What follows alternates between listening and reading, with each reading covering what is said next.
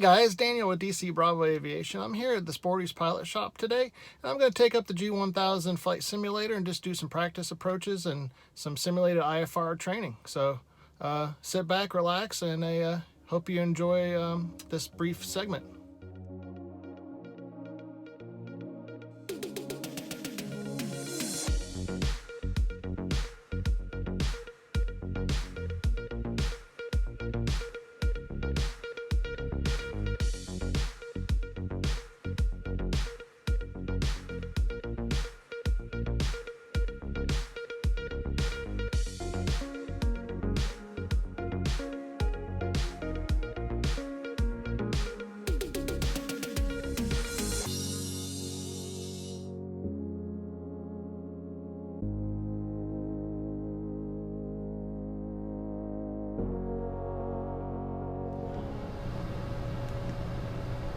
Declutter the screen a little bit. So we've got Bernie intersection, then we're going to fly into Holger, and then from there we're going to go to the runway, and then we'll circle back around. The next leg of this trip is going to be basically doing a 180 degree, or turning to the east, intercepting the ILS 21 left into Lunken, and then we're going to go over here and do an approach, or do a hold over at Calif. So we're going to take off. Cincinnati has cleared us for departure. We are to fly the runway heading, and then we're going to turn to the east, radar vectors to the Bernie intersection. So let's go ahead and unfreeze this, and let's get to flying. Hope you guys enjoy this little tutorial. It's not really for training, but just more of giving you an overview of the G1000, and if you've not flown it, I encourage you to do so. Trim is set for takeoff.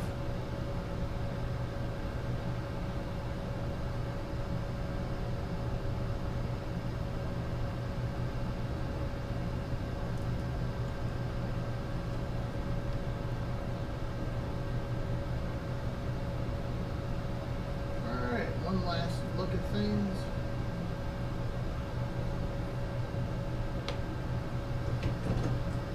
Alright, parking brake is off.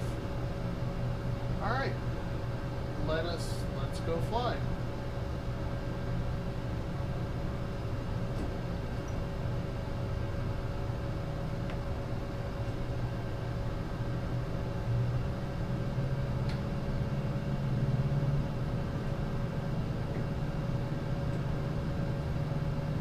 Airspeed's alive, and our engine gauges are in the green,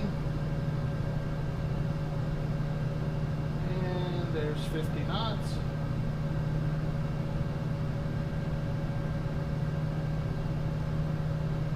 And we're off. Alright, so we are coming up to the fix. GPS is going to give us a reminder that we need to make a turn. It's going to give us a turn. It's going to tell us an expected turn in a couple minutes.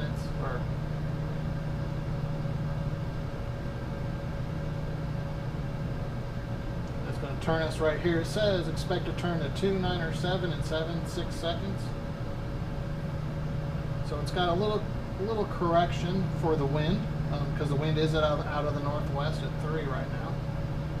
There's the turn. We've gone to a terminal view in the GPS, so the sensitivity is a little tighter. We've initiated our turn, and now it's switched over to the localizer. And it shows up here that we've got a localizer. Another good thing, G1000 synthetic vision, so it's showing you actually the runway environment, even though we can't see it out here. I do have the weather set to a little bit higher than minimums, just to get that visual perception as to when we come in. So we're 0.3 from Holger in 10 seconds, and it looks like we're on glide slope. So I'm just going to monitor the power. I'm basically going to use the power settings as we start our descent down. I am going to let the autopilot fly the GPS, so I can just basically monitor and watch it as it happens. That's really what this exercise is about. So as we start to go down, the RPMs come up, we build up airspeed, and I want to pull the power back.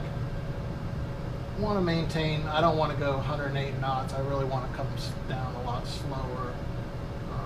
So my target airspeed is probably going to be about 100. Actually, I'm going to use 90 if I can get her slowed down. I think 90 would be appropriate for this approach.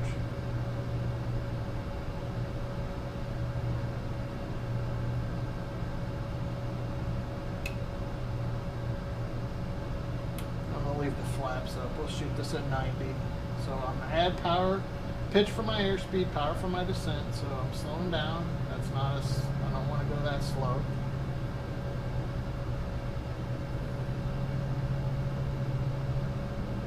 Minimum is 820. We're at 2,000 feet, so we should get the chime here momentarily.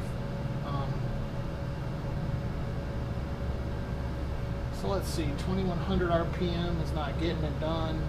22, 20. All right there, 2290. Whoop, too fast. We're coming through the cloud layer. 3 mile final runway 29.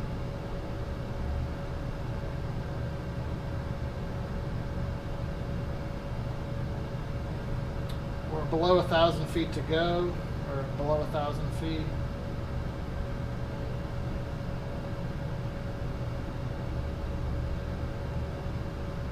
Still on glide slope, still on localizer.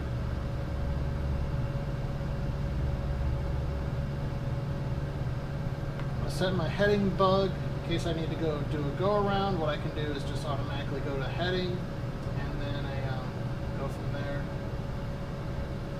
1420, we got 600 feet to go. We're on glide slope, on localizer. Okay, 300 feet to go. 500. 500 according to the, I was off.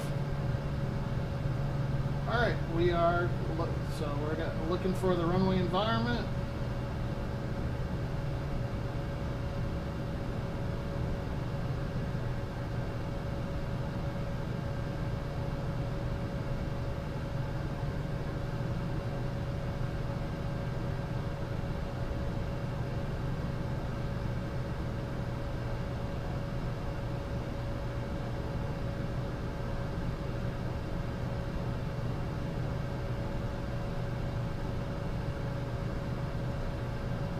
Alright, there is the runway environment, so I'm going to go back to heading mode. We're going to do a go around, and I'm going to full power, and we're just going to do a go around. So Cincinnati approach, Cessna 12064 is missed off of a Butler.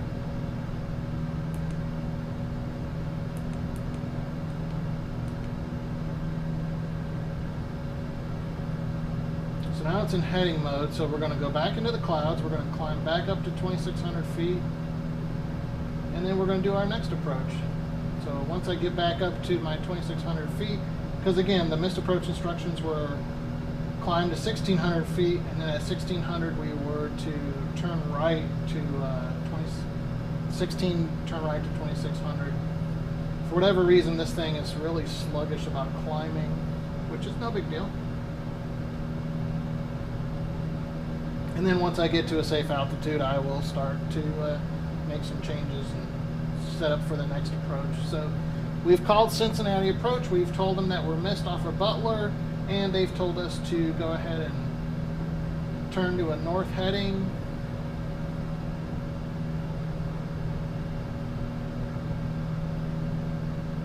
I'm going to wait till I get to 1,600 feet over here.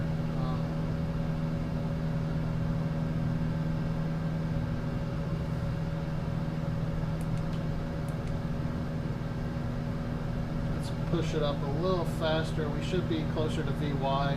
There's no reason we should be climbing this slow. And then after that, I'm going to go ahead and set up my next airport. Hope you guys are enjoying this little tutorial. Hi, I'm back. So hopefully you enjoyed that brief tutorial. I was using the Frasca simulator at Sporty's Pilot Shop, and it's really a nice simulator to use because you can actually incorporate round gauges and also the G1000. And one of the things that I've learned is using the simulator, it gives you the basically just a tactile feel.